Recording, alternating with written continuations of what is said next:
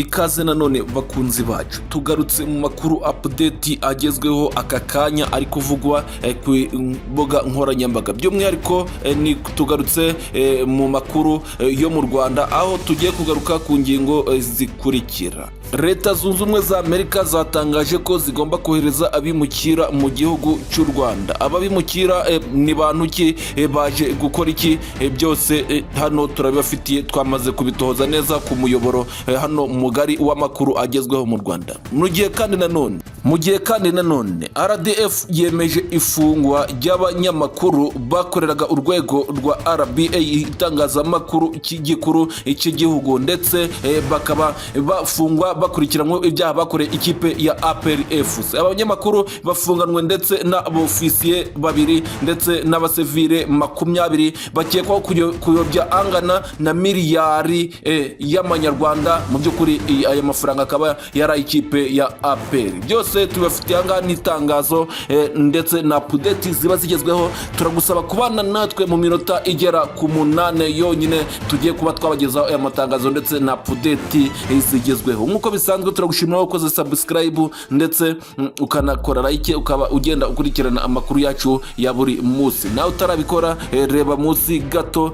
ku kamenyetso kaguteranya kameze nk'akagofero, ukandeho iyo ni subscribe, kandi wibuke no gukora comment kugira ngo uje ubone ibiganiro byacu bya buri munsi. Muratwihanganira kuba mu by'ukuri twatinze kubagezaho inkuru zigiye zitandukanye, nuko hari habayo akabazo ka tekinike. Ndeka dukubite tubangura, tugiye mu ngingo z'ingenzi twatinda, reka dukubite tubangura. RDF yemeje ndetse itanze umucyo ku mugaragaro w'ifungwa ry'abasivile 20 ndetse harimo n'abanyamakuru babiri, by'umwihariko n'abakorone cyangwa se n'abofisiye babiri bakora mu rwego rwa RDF.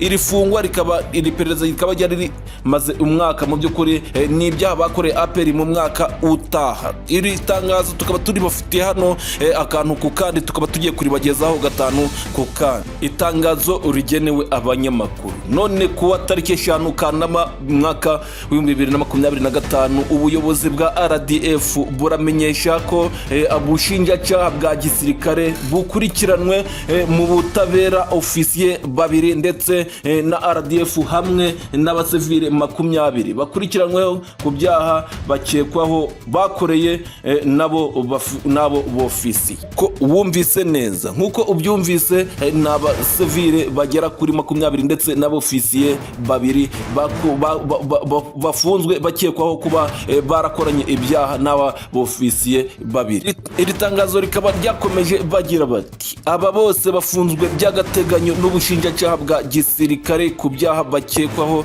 bikurikira. Ibyaha bakekwaho tukaba tugiye guhera ku cyaha cya mbere. Icyaha cya mbere bakekwaho ni ubufatanyacyaha mu kwakira no gutanga inyandiko utemerewe. Biravugwa ko bano bafunzwe harimo n'abofisiye babiri ndetse n'abasivile 20.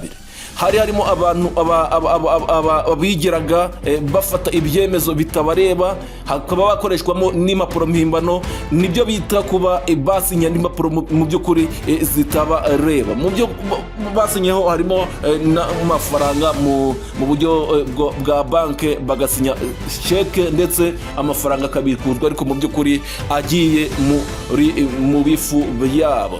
Icyaha cya kabiri abasirikari ndetse n'abasivile bakurikiranweho ubufatanyacyaha mu gukoresha umutungo wa leta icyo utagenewe. Mu by'ukuri aba basivile ndetse n'abaofisiye 20 harimo n'umunyamakuru wakoraga kuri RBA bita Bigani Urugaju, uzwi n'abatari bake, by'umwihariko mu kiganiro cya siporo cyabaga buri wa mbere kuva saa 3 kugera saa 5, nawe akaba akurikiranweho kuba ibi byaha bibiri. Icya mbere twabasomeye n'ubufatanyacyaha mu kwakira no gutanga inyandiko umuturage cyangwa se umuntu ku giti cye aba atemerewe. Aha ni urugero nko gukoresha amakashi ya leta n'ibindi. Icyaha cya kabiri n'ubundi akaba ari ubufatanyacyaha mu gukoresha umutungo wa leta icyo utagenewe. Aha ni urugero ni nko kuba wenda bashobora kuguha amafaranga runaka ugiye gukora ibikorwa bya leta runaka, warangiza ukayakoresha serivisi zabo. Ibifu byabo birabomotse ku Karubanda.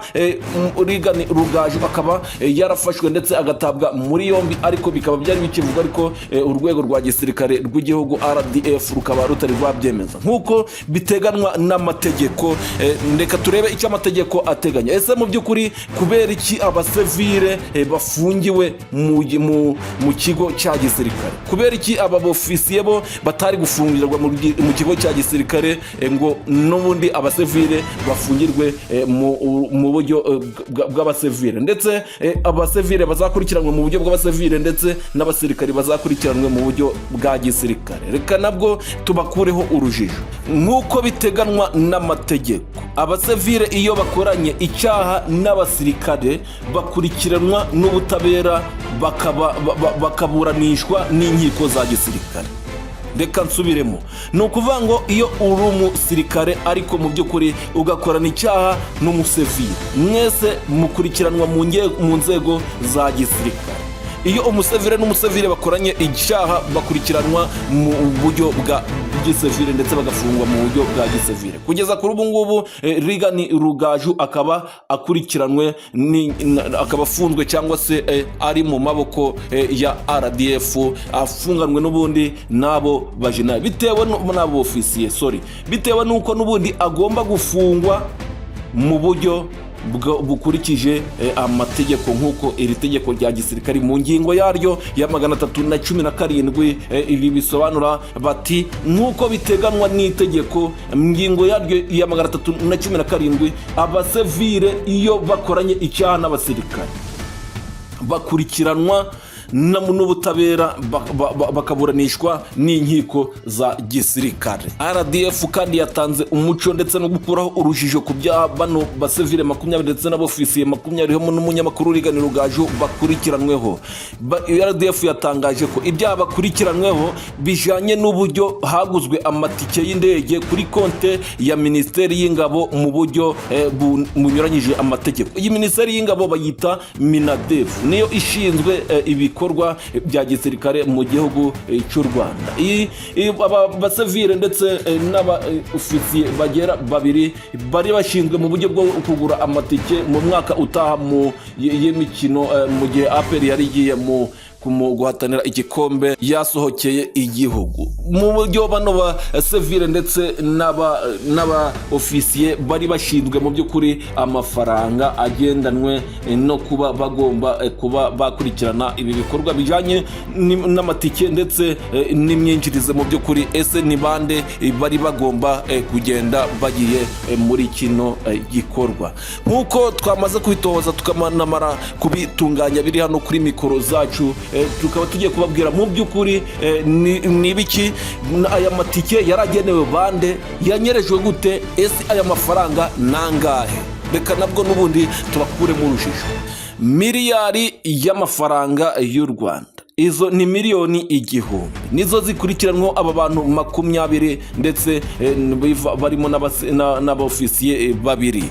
Rugaju Regan akaba ari umwe mu bagomba mu by'ukuri mu gihe icyaha cyaba kibahamye basubiza ayo mafaranga. Miliyoni 1000 zanyerejwe mu buryo bw'amatike binyuze mu buryo bujyanye na first class. Hari agomba kwishyurwamo abakinyi ndetse n'ababa hafi by'umwihariko abaganga ndetse n'abatoza. Icyiciro cya kabiri harimo abanyamakuru ndetse n'abandi bakomakomeye. Icyiciro cya gatatu bari abafana ndetse n'abandi bashobora kujayo nk'aba YouTuber ariko mu nyungu zabo. Icyiciro cya nyuma cyari mu buryo bujyanye n'imizigo yaba y'iyi kipe ndetse n'abantu bose by'umwihariko bari bagiye kwitabira uyu mukino.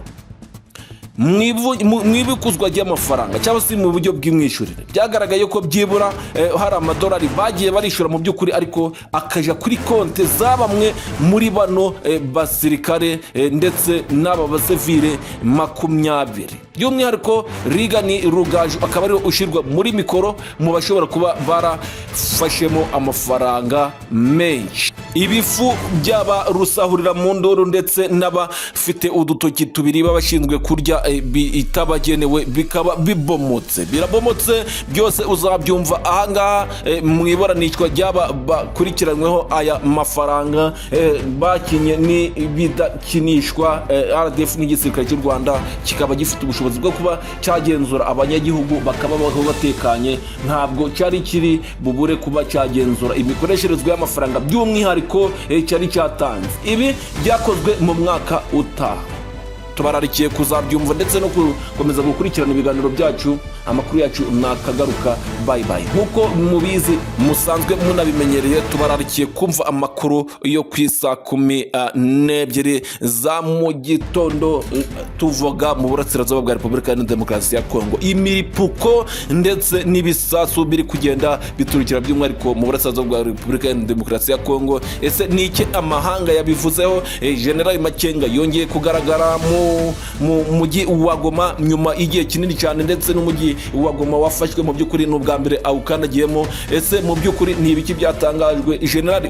Colonel Wiringoma Sori nawe yagize ibyo avuga, ndetse abarundi nabo bagize ibyo batangaza, harimo no kuba basabye 23 imbabazi. Byose urabyumva no ku muyoboro mugari. Cyo tugusabye ni ugukora subscribe kugira ngo ayo makuru yose tugufitiye ntuyacikwe. Murakoze cyane. Bye bye. Makuru yacu nakagaruka. Ciao.